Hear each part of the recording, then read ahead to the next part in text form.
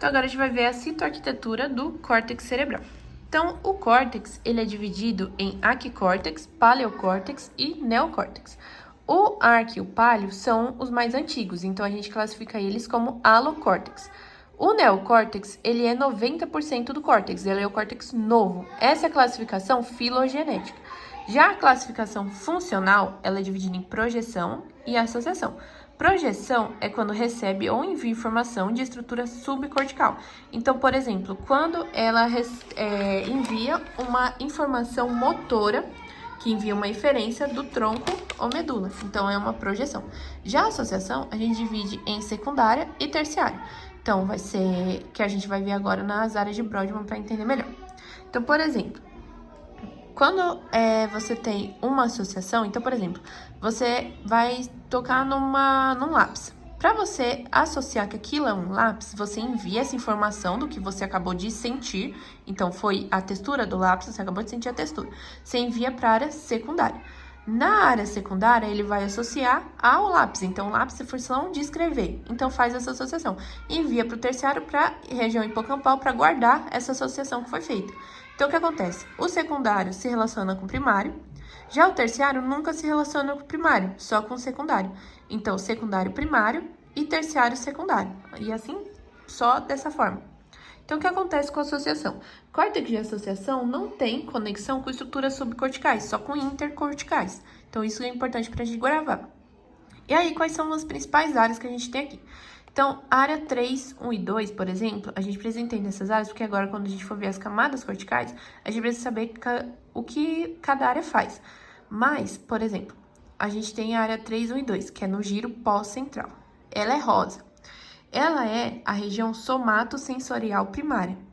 Então, ela é sensitiva.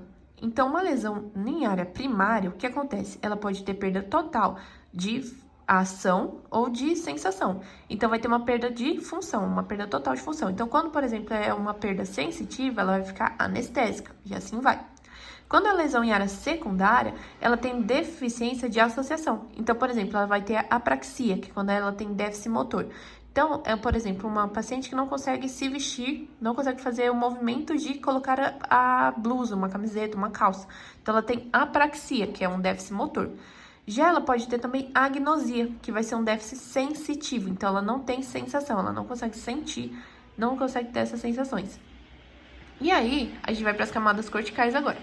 O que é importante a gente saber das camadas corticais? São 6 camadas. Granular recebe, ou seja, é aferente.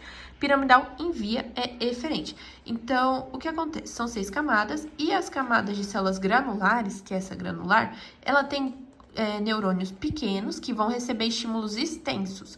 E eles são muito abundantes no córtex somatosensorial, então de sensação. E aí, o que acontece? Ao passo que as células piramidais, elas vão enviar axônios para outras regiões do córtex do mesmo lado, que vai ser fibras de associação, para o lado oposto, que vai ser as fibras calosas e áreas subcorticais. E ela é mais abundante no córtex motor. E aí, o que acontece? Você tem essa divisão. 2 e 4, granulosa, ou seja, recebe, é aferente. 3 e 5, piramidal.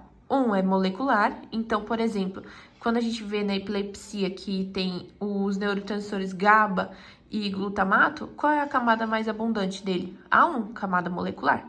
E a 6, que é a multiforme, que não tem predomínio de células. Então, o que acontece? Quando você tem o córtex motor, qual é a camada mais predominante dele? Córtex motor é a camada 5, que é piramidal. Que nem a gente falou, piramidal, elas são abundantes no córtex motor. Já na camada sensitiva, já no córtex sensitivo primário, você tem a camada mais abundante, que é a camada 4, que vai ser de células granulares, que elas são abundantes no córtex somatosensorial. Então, agora, quando a gente for relacionar com a área de Brodmann, por exemplo, uma paciente teve uma lesão na área 4 de Brodmann. A área 4 de Brodmann, ela está localizada no giro pré-central. Então, aqui, amarelo, área secundária. Nessa área 4 de Brodmann é o giro pré-central e ela é conhecida como córtex motor primário. Córtex motor primário, qual a camada mais desenvolvida que foi afetada? Camada 5, camada piramidal. O paciente teve uma lesão em áreas 3, 1 e 2, que está no giro pós-central, rosa. Essa é uma área de córtex somatosensorial primário. Qual é a camada que foi mais afetada? Camada 4. Então, você tem que relacionar qual é a camada, se é somatosensorial ou se é motor, para saber qual área está mais afetada. Então, por exemplo, área 6 é córtex motor. Ela está no giro frontal médio. E o que acontece? Como ela é de córtex motor, a área 5 foi mais afetada. Então, córtex que forem somatosensoriais, como a área 40, área 3, 1 e 2, quando for somatosensorial, a área mais afetada vai ser a área 4. Quando for motor, a área mais afetada, a área 5. Então, tem que fazer essa relação entre o que a gente viu de primário, secundário e terciário, área de Brodmann e as camadas granulares. E aí, a próxima parte é de epilepsia. O que acontece com a epilepsia? A epilepsia é uma doença no qual acontece uma atividade excessiva, anormal e síncrona do córtex cerebral. E você vai ter um desequilíbrio dos neurotransmissores GABA e glutamato. Qual é a camada mais abundante? A primária, que é a camada molecular, então aqui são moléculas. Ela pode ser do tipo focal, que atinge só um hemisfério, ou do tipo generalizada, no qual atinge 2 hemisférios. Também ela pode ser motora e não motora. Quando ela é motora? Quando o paciente apresentou ações motoras desconexas. Ou quando ela é não motora, que é quando o paciente ficou paralisado, com o olhar vago. Então, a questão ela vai falar para você, ou ele teve muitos movimentos assíncronos, ou ele teve uma paralisia. Então, o paciente ficou parado de forma focado, ou então com o olhar vago. Então, vai ter que falar algo assim. E aí, como é que a gente identifica se é focal ou generalizado? Aqui, a gente tem um eletrocefalograma normal. Só que aqui, ó, você pode ver ondas alfa, essas aqui são ondas alfas, ondas normais. O paciente que ele tá dormindo, então ele tá no sono. Aí, quando ele acordou, ele entrou em estado de vigília, e essas são ondas normais de vigília. Ondas aqui, quando ele acordou, continua sendo normal, ondas normais em vigília. Só que o que acontece? A gente vai ver aqui ondas de epilepsia.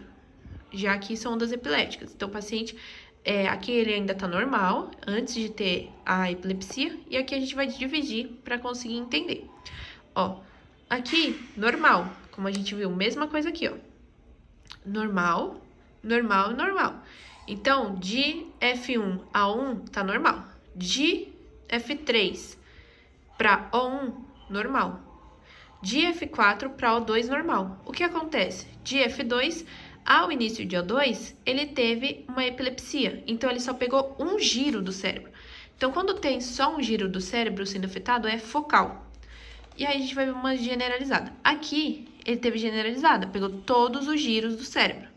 Então, todos os giros, todos os hemisférios cerebrais foram atingidos. Então, nesse caso aqui, teve uma crise epiléptica que atingiu mais de um hemisfério cerebral.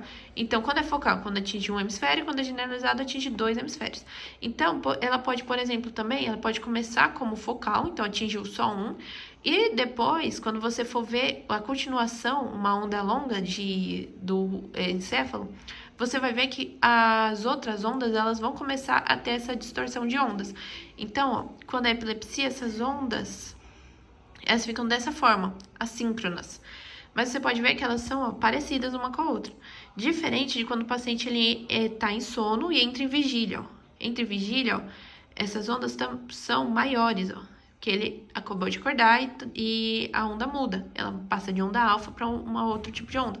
Mas na epilepsia, quando você for principal assim do básico que a gente precisa saber, se é focal ou generalizada. Se é focal, significa o quê? Que só um hemisfério está sendo atingido. Nesse caso é focal, porque você pode ver a primeira, a segunda, a terceira são parecidas. Já aqui não, ela teve uma desconexão. Então aqui ela teve epilepsia, crise epiléptica. Já aqui ela teve de uma forma generalizada, crise epilética, porque atingiu os 2 hemisférios cerebrais.